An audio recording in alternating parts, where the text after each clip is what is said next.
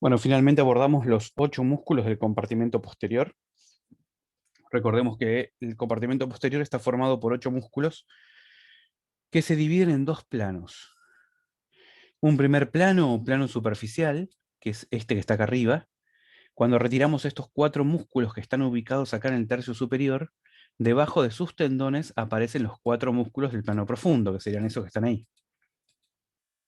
Entonces, bueno, comenzamos.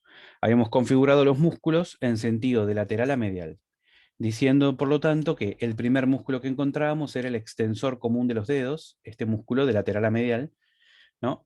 Este músculo, entonces, extensor común de los dedos, se inserta en el epicóndilo lateral y desde ahí se dirige en sentido descendente, forma 4 tendones voluminosos importantes que pasan por debajo del retináculo de los extensores, esa banda, y terminan se insertando en la tercera falange, en la cara dorsal de la tercera falange de los 4 últimos dedos.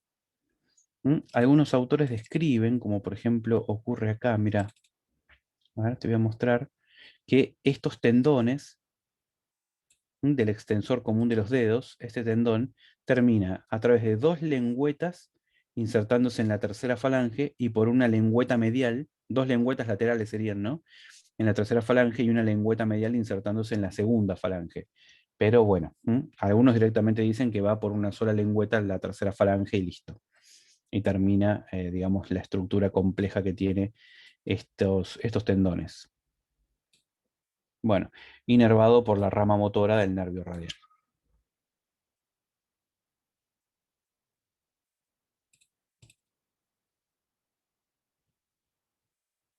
Bueno, volvemos a buscar el preparado en contexto.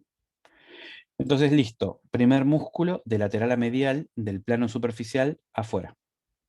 Segundo músculo.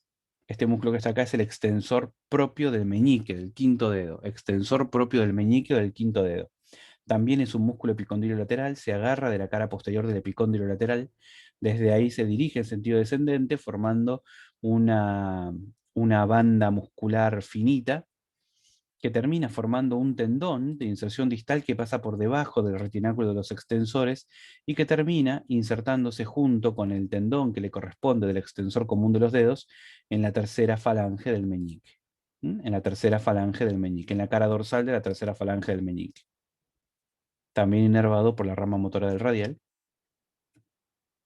Bueno, retiramos. Ahora dijimos primero extensor común de los dedos, extensor propio del meñique. Ahora viene este músculo que sigue, que es el extensor cubital del carpo. Extensor cubital del carpo.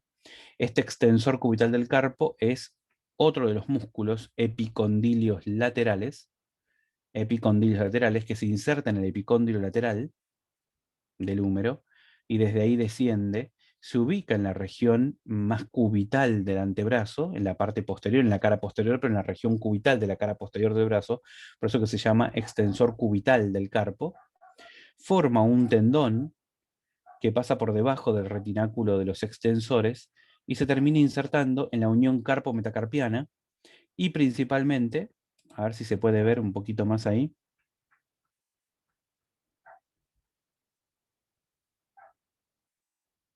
entonces pasa por debajo del retináculo de los extensores, es decir, esta banda de tejido conectivo, y se inserta acá, ¿no? En la unión carpo-metacarpiana y en la epífisis proximal del quinto metacarpiano, del último metacarpiano, ¿ves? En la cara dorsal, ¿no? Por supuesto.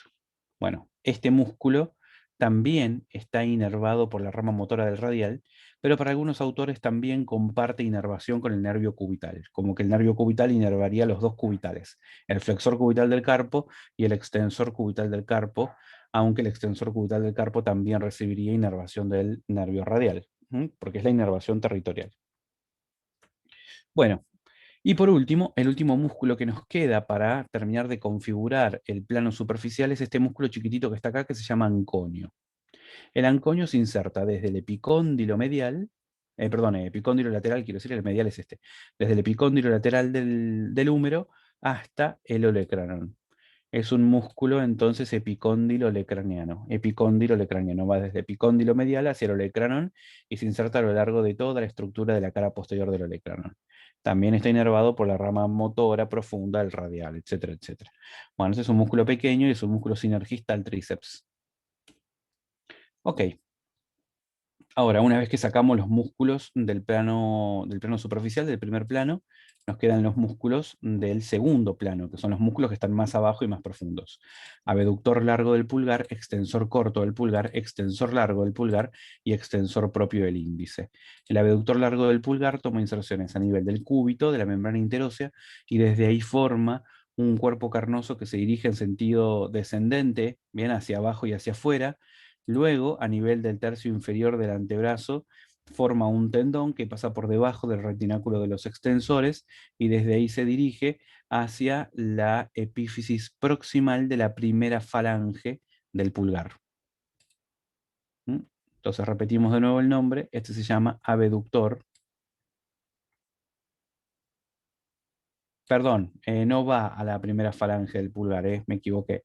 Va a la epífisis proximal del primer metacarpiano. A la epífisis proximal del primer metacarpiano. Muy bien. Entonces este músculo se llama abductor largo del pulgar. Perfecto. Vamos a retirarlo entonces al abductor largo del pulgar. Chao. Se nos fue. Por debajo del abductor largo del pulgar viene un músculo más pequeñito todavía, con inserciones eminentemente radiales en la membrana interósea, a nivel del radio y en la membrana interósea, forma un tendón en el tercio distal del antebrazo, chiquitito, que pasa por debajo del retináculo de los extensores, y después de ahí, sí, los dos extensores van a la primera falange, ¿no? Entonces va la primera falange en la cara dorsal de la primera falange del pulgar, también inervado por la rama motora del radial. Entonces el extensor corto del pulgar es más cortito que el anterior. Primero porque el anterior tiene inserciones más superiores y segundo porque el tendón es más pequeño. Luego del extensor corto del pulgar viene el extensor largo del pulgar, que es este músculo que está acá. Estamos yendo de lateral a medial y de cefálico a caudal.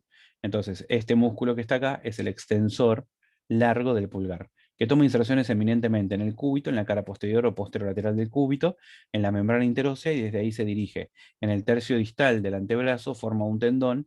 Este tendón se desliza por debajo del retináculo de los extensores y termina finalmente formando un tendón que pasa por la región, por la cara dorsal de la región tenar de la mano y se termina insertando a nivel de la primera falange del pulgar, en la primera falange del pulgar, en la parte lateral de la primera falange del pulgar.